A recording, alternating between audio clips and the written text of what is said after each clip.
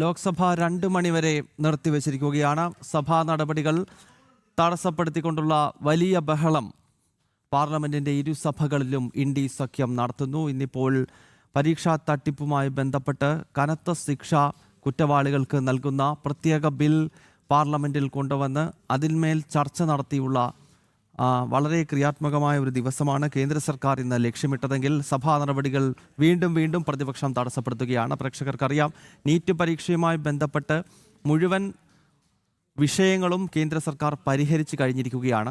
അതിൻ്റെ ഏറ്റവും അവസാന നടപടി എന്ന നിലയിലാണ് കഴിഞ്ഞ ദിവസം വിദ്യാഭ്യാസ മന്ത്രിയായിരുന്ന ധർമ്മേന്ദ്ര പ്രധാൻ രാജിവെച്ചത്. അതോടുകൂടി ജന്തർ മന്ദറിൽ CJP നടത്തി വന്ന സമരം ഉൾപ്പെടെ അവസാനിച്ചു കഴിഞ്ഞിരിക്കുന്നു. പക്ഷേ ഇന്നിപ്പോൾ വീണ്ടും ലോക്സഭയിലും രാജ്യസഭയിലും സഭാ നടപടികൾ മുന്നോട്ട് കൊണ്ടുപോകാൻ ഇന്ത്യ സഖ്യം അനുവദിക്കുന്നില്ല. ഈ സാഹചര്യത്തിലാണ് തുടർച്ചയായി സഭാ നടപടികൾ നിർത്തിവെക്കേണ്ട സാഹചര്യം ഉണ്ടായിരിക്കുന്നത്. ലോക്സഭ 2 മണിവരെ നിർത്തിയിരിക്കുന്നു. നന്ദഗോപൻ ഡൽഹിയിൽ നിന്നും ചേരുകയാണ്. നന്ദൻ, എന്താണ് ഈ പാർലമെന്റിൽ സംഭവിച്ചുകൊണ്ടിരിക്കുന്നത്?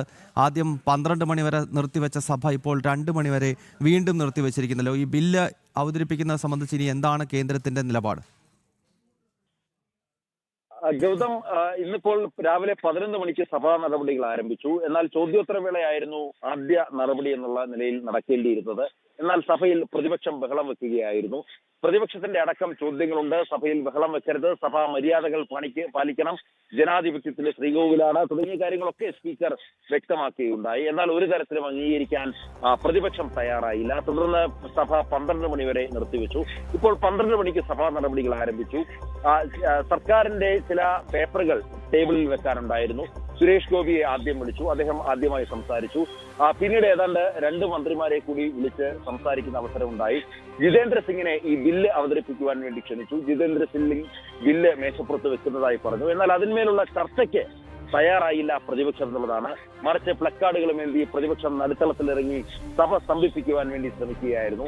അകാരണമായി സഭ സ്തംഭിപ്പിക്കുന്ന നിലപാട് പ്രതിപക്ഷം 20-ാം തീയതി ഈ മൺസൂൺ കാല സമ്മേളനം ആരംഭിച്ചപ്പോൾ മുതൽ തുടരുന്നതാണ്. അതിൽ ഇതുവരെയായിട്ടും ഒരു സമവായത്തിലേക്ക് അല്ലെങ്കിൽ ഒരു അനുരഞ്ജനത്തിലേക്ക് കടക്കുവാൻ വേണ്ടി പ്രതിപക്ഷം തയ്യാറായിട്ടില്ല. ജനങ്ങൾക്ക് ഉപകാരപ്രദമാകേണ്ട ഒട്ടനവധി വിഷയങ്ങൾ ചർച്ച ചെയ്യേണ്ട സമയമാണ്. അല്ലെങ്കിൽ ജനോപകാരപ്രദമാകുന്ന ഒട്ടനവധി ചോദ്യങ്ങൾ സഭയിൽ ഉന്നയിക്കേണ്ടതും അതിന് സർക്കാർ മറുപടി പറയേണ്ട സമയമാണ്. അതിനെയാണ് പ്രതിപക്ഷം ഇല്ലാതാക്കിക്കൊണ്ടിരിക്കുന്നത് എന്നുള്ളതാണ് നോക്കിക്കാണേണ്ടത്.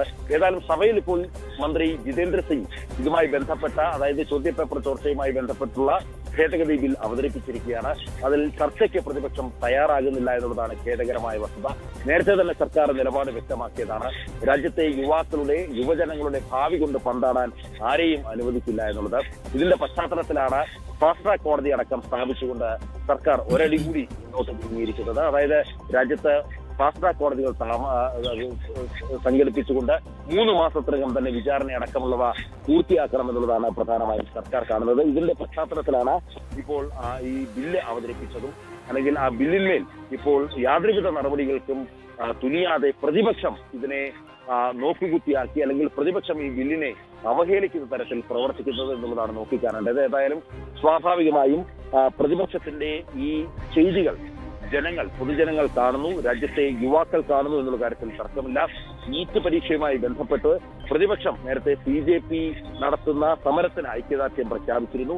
എന്നാൽ ഒരു തരത്തിലും വിദ്യാർത്ഥികളോടോ അല്ലെങ്കിൽ രാജ്യത്തെ യുവജനങ്ങളോടോ പ്രതിപക്ഷത്തിന് ഒരു തരത്തിലുള്ള ആത്മാർത്ഥതയും ഇല്ല എന്നുള്ളത് കഴിഞ്ഞ ദിവസങ്ങളിൽ പ്രതിപക്ഷം സഭയിൽ നടത്തുന്ന ഈ കോലാഹലങ്ങൾ കൊണ്ട് ബോധ്യപ്പെടുന്നതാണ്. എല്ലാ വിഷയങ്ങളും പ്രതിപക്ഷം ഉന്നയിക്കുന്ന മുഴുവൻ വിഷയങ്ങളും സഭയിൽ ചർച്ച ചെയ്യാൻ തയ്യാറാണ്. സഭയുടെ വാതിലുകൾ അതിനായി തുറന്നിട്ടിരിക്കുകയാണ് എന്നുള്ളത് നേരത്തെ തന്നെ പ്രതിപക്ഷം. നന്ദൻ, ഇന്നിപ്പോൾ എന്ത് വിഷയം ഉന്നയിച്ചാണ് പ്രതിപക്ഷത്തിന്റെ ബഹളം? കാരണം മന്ത്രി രാജിവെച്ചാൽ മാത്രമേ ചർച്ചയ്ക്കുള്ളൂ എന്നതായിരുന്നു പറഞ്ഞിരുന്നത്. മന്ത്രി രാജിവെച്ച് കഴിഞ്ഞിരിക്കുന്നു. അപ്പോൾ ഇന്നെന്താണ്, എന്ത് വിഷയം പറഞ്ഞാണ് ഈ ബഹളം വെക്കുന്നത്? ഗൗതം, ഈ CJP നടത്തിയ സമരത്തിനിടയിൽ പോലീസ് പെല്ലറ്റ് ഉപയോഗിച്ചു. വിദ്യാർത്ഥികൾക്ക് അതിൽ പരിക്കേറ്റു. അത് സഭ നിർത്തിവെച്ച് ചർച്ച ചെയ്യണമെന്നുള്ളതാണ് ഇപ്പോൾ പ്രതിപക്ഷം പ്രധാനമായും ഉന്നയിക്കുന്നത്. പോലീസ് നടപടിയിൽ ചർച്ച വേണമെന്നുള്ളതാണ് പ്രതിപക്ഷത്തിന്റെ ആവശ്യം. നേരത്തെ തന്നെ സർക്കാർ വ്യക്തമാക്കിയതാണ് പ്രതിപക്ഷം ഉന്നയിക്കുന്ന മുഴുവൻ വിഷയങ്ങൾക്കും കൃത്യമായ മറുപടി നൽകാൻ തയ്യാറാണ് എന്നുള്ളത്. എന്നാൽ പ്രതിപക്ഷം അതിനെ കൂട്ടാക്കുന്നില്ല, അതിന് തയ്യാറാകുന്നില്ല എന്നുള്ളതാണ് നോക്കിക്കാണേണ്ടത്. പ്രതിപക്ഷത്തിനോട് സർക്കാർ വ്യക്തമാക്കിയ കാര്യങ്ങൾ, അതായത് എല്ലാ വിഷയങ്ങളും ചർച്ച ചെയ്യാൻ പാർലമെന്റിന്റെ വാതിലുകൾ തുറന്നിട്ടിരിക്കുകയാണെന്നാണ്. എന്നാൽ പ്രതിപക്ഷം അതിൽ കൂട്ടാക്കുന്നില്ല. ഓക്കെ വ്യക്തമാണ്. എന്തായാലും ലോക്സഭ ഇപ്പോൾ 2 മണിവരെ നിർത്തിവെക്കേണ്ട സാഹചര്യം ഉണ്ടാക്കുന്നു. അനാവശ്യമായ ബഹളം പാർലമെന്റിനകത്ത് സൃഷ്ടിക്കുകയാണ് ഇന്ത്യ സഖ്യം. എല്ലാ പ്രശ്നങ്ങളും പരിഹരിച്ച് മന്ത്രി രാജിവെക്കുന്നതിലുൾപ്പെടെ കാര്യങ്ങൾ ചെയ്തു കഴിഞ്ഞിരിക്കുന്നു.